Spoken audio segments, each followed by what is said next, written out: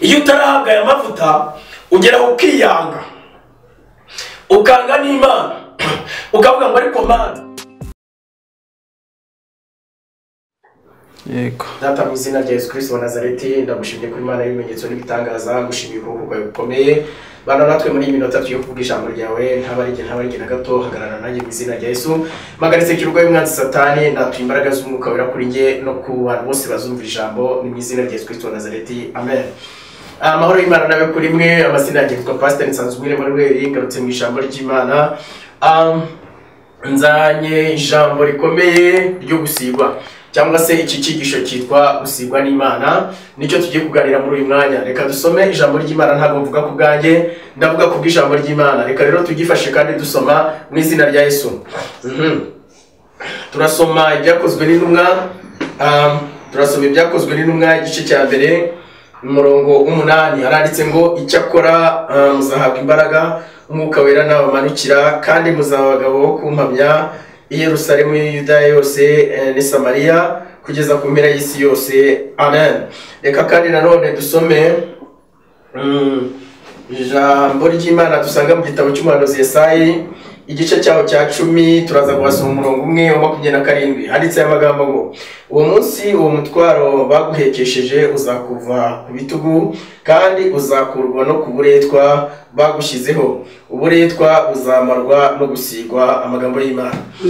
Imana y'amahoro nihabwa icyubahiro. Turi kuri iyi televiziyo cyangwa se urubuga, turashima abantu bose bakurikira, abantu bagira umwete wo kumva ijambo ry'Imana. Tuje rero mu ijambo ry'Imana gusigwa, tugiye kuvuga imbaraga zo gusigwa, akamaro ko gusigwa n'Imana, akamaro, amen, akamaro gashobora gutuma igihe wasizwe icyo ugomba kuba cyo, aho wagera, icyo byakugezaho, umumaro wo gusigwa. Abantu benshi bamenyereye gusenga amasengesho y'uburyo bumwe, ariko ntibahindure uburyo bwo gusenga. Hari igihe kuvugana nawe ndi kukwibutsa yuko abantu bamenyereye mu buryo, nari mvuze ngo reka nongere nkwibutsa aka kantu, nari mvuze ngo abantu bamenyereye uburyo bwo gusenga amasengesho amwe, bagasengera mu kirere kimwe, bagasenga bibwira ko kwihana ari ryo sengesho ryasengesho. Ni byiza kwihana, ni byiza gusenga watura amavuta yo kubohoka, ariko nanone hari andi mavuta ukeneye. Aya mavuta ukeneye kandi niyaguhuza n'abami n'abatambyi, aya mavuta ukeneye kandi niyaguhuza n'abakomeye, ni amavuta yo gusigwa.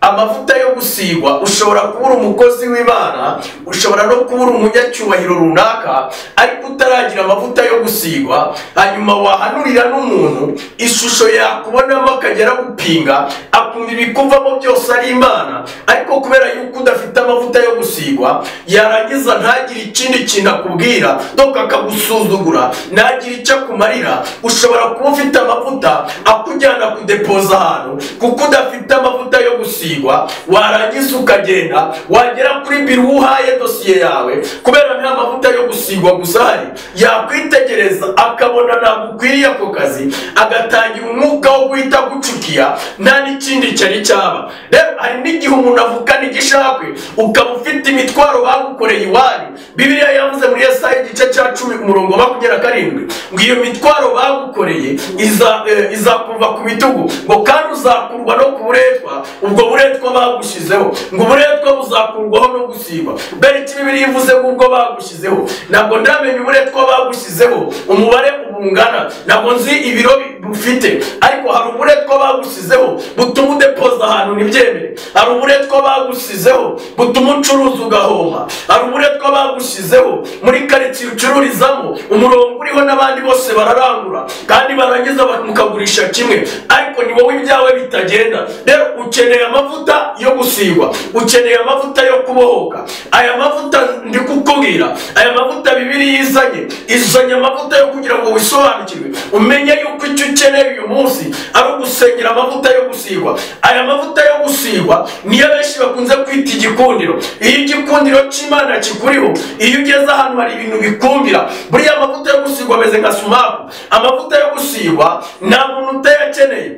waba uri umushumba, waba uri umuvugabutumwa, waba uri umuhanuzi, waba uri umucuruzi, aya mavuta urayakeneye mu rugero rumwe cyangwa urundi. Bibiliya iravuze ngo icyo gihe muzahabwa imbaraga. Donc aka kanya imbaraga dukeneye hano Yesu yabwiraga abigishwa, ariko basabira n'amavuta yo gusigwa kugira ngo hazagire abantu babemera. Rero iyo udafite amavuta yo gusigwa, ibikurimo ntibabyemera. Iyo udafite amavuta yo gusigwa, ibigendera muri wowe ntibabyemera. Ariko umuntu ashobora kuba afite amavuta yo gusigwa, akicara mu muhanda gusa agatera haleluya, akaba azi kubyinagura gusa bisanzwe.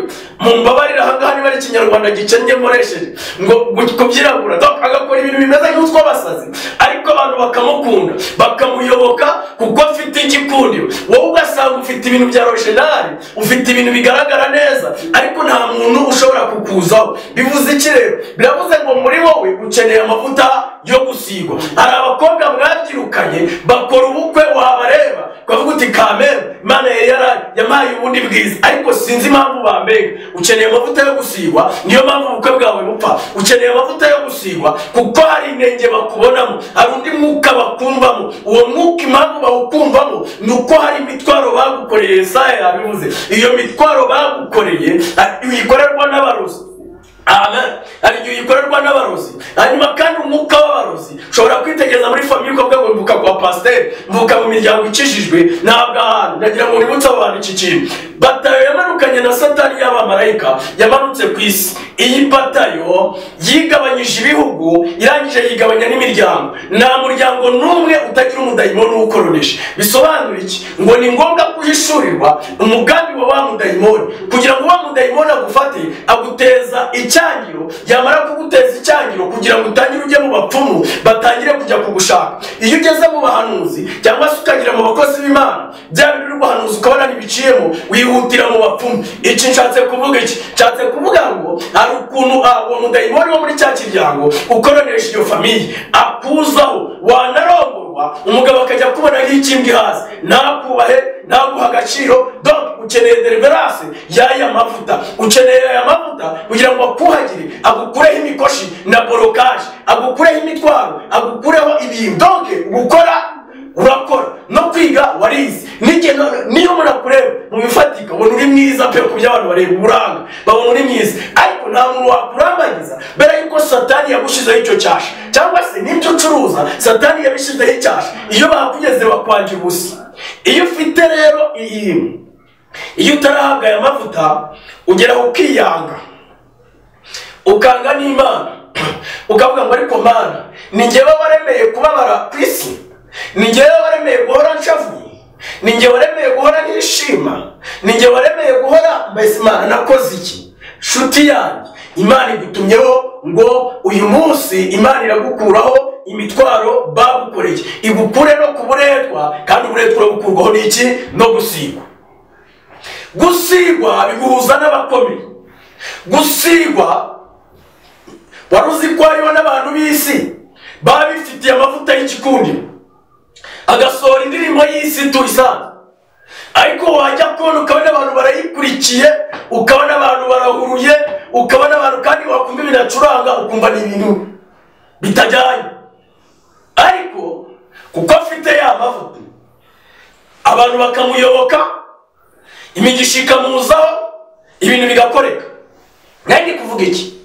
Ndi kuvuga ngo nta kindi kintu ukeneye. Wewe nyiri ubu butumwa nta kintu ukeneye. Ukeneye gusengera amavuta yo gusigwa. Aha rero ndavugana n'abantu b'abanyamasengesho. Mufite ukuntu musenga nabi, ukavanga amasengesho, ugakora amezi 3 y'amasengesho cyangwa iminsi 7. Ariko mu buryo bw'ukuri ukaba utaramenya kumenya gutandukanya icyo uri gusengera muri icyo gihe n'ikindi. Donc hari usengera imbaraga z'Imana bikaba pare yabyo, akabona igihe ugomba gusenga mu muryango wawe waguke nabyo bikaba pare yabyo, ari byo ugomba gusengera business nabyo bikaba, ariko hakabaho n'igihe ugomba gusengera amavuta y'igikundiro. Iyo amavuta y'igikundiro kuriho yo gusigwa, Yabesi amaze gusobanukirwa yuko ayo mavuta atamuriho, ngo ajya imbere y'Imana atakambira Imana ya Isiraheli, arayibwira ngo icyama ukagura imbago yanjye, ukandinda ibyago ntibimbabaze, icyatumye Yabesi avuga aya magambo, yari yamaze gusobanukirwa yuko nyina yamubyaranye umubabaro, amenya ko umubabaro uri iwabo, amenya ko hari ikigirwamana kiri, amenya ko hari izindi mbaraga zihari, amenya ko hari izindi mbaraga zituma bataguka, amenya ko hari izindi mbaraga zifunze iterambere ryabo. Arangije ajya imbere y'Imana aravuga ngo Mana, nta mavuta yo gusigwa wagura umugisha wanjye. Amavuta yo gusigwa yagura umugisha w'Imana mu biganza byawe. Amavuta yo gusigwa yagura diplome yawe ikagira agaciro karuta ugahembwa umushahara utangana nako, kuko ufite amavuta y'iki yo gusigwa. Reka mvuga umuntu umwe wari uyafite. Umugabo wita Yosefu yari afite amavuta yo gusigwa. Ayo mavuta yinjiranye kwa Farawo, umugore wamubonye arigata mu bihanga, kuko yari yarasizwe. Amwitegereje aravuga ngo icyama iyo ufite amavuta yo gusigwa baraguhereta.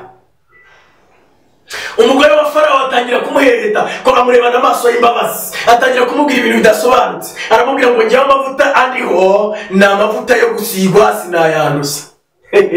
Niba ufite amavuta yo gusigwa, babarira uyarinde. Babarira uyarinde. Ayo mavuta yo gusigwa niba uyafite, babarira uyarinde, kuko ayo mavuta niba bara kuyatoba nshuti yawe, kugira ngo uzongere uyabone bizakugora. Yosefu agira iryo hishurirwa, amavuta yari yarasizwe n'Uwiteka, ayamanukana mu nzu y'imbohe. Ageze mu nzu y'imbohe, umuyobozi wa gereza amugira umuyobozi kubera amavuta y'iki yo gusigwa. Ariko Mana we, yibaye uri kunyumvira ukumva ibi bintu. Yosefu ya mavuta gamaze kumujyaho muri gereza, niyagenda ngo agenda bahita ba metre abo umuyobozi wa gereza wo mwimbere. Muri abanyururu bagira abayobozi baba mwimbere bayobora. Urumva ya mavuta gakomeje kugenda gamugira umutoni, hanyuma ava mu nzu y'imbohe y'amavuta kandi garongera gamugarura kwa Farawo, gamuzana kuba minisita ukomeye mu byegera by'umwami Farawo. Ntabwo ahantu uri butindeho ibintu byinshi. Wowe uriyizi neza, uzi ikintu ukeneye. Ndashaka kugira ngo wumve iyi message dusenge. Umva iyi message dusenge. Niba nta mavuta yo gusiga ibyo ukozeho byanga, hindura amasengesho. Fata amasengesho y'iminsi 7, ufungure nimugoroba. Umva isaha urasengeramo. Abadayimoni isaha ya saa 9 barayifashe, niyishurirwa mfite. Fata isaha ya saa 8, ushiremo reveye muri telefoni yawe.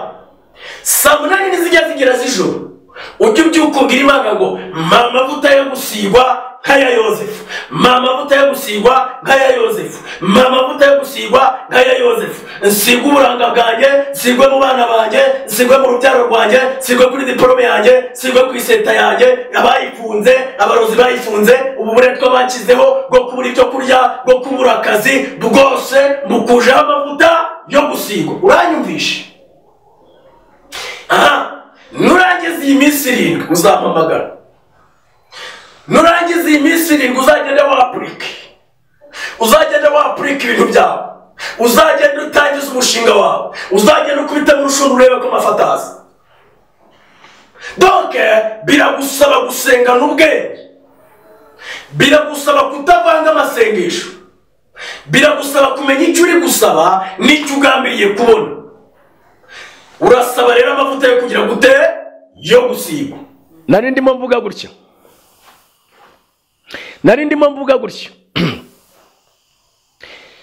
Gerageza guhindura uburyo bw'imisengere n'uburyo bwo kwihererana n'Imana yawe. Zefaniya 3:17 yaranditse ngo Uwiteka ari muri wowe imbere, kandi n'intwari arakiza, azakwishimana aririmba. Mu yandi magambo, niwiherera kuva saa 8 ukava saa 8 z'ijoro ugasenga byibura ukagira iminota 40, ugafata umwanya wo kwinginga Imana ukayibwira ngo Mana ndashaka gusigwa. Abana banjye, niba uri umubyeyi, sengera abana bawe ubasigisha amavuta. Dawidi yasenze iryo shengesho kugira ngo akure umuvumo wari mu nzu ye. Arafata uwo mwanya arabasengera, arasenga kugira ngo isanduku y'ubwami nizave kwa Dawidi.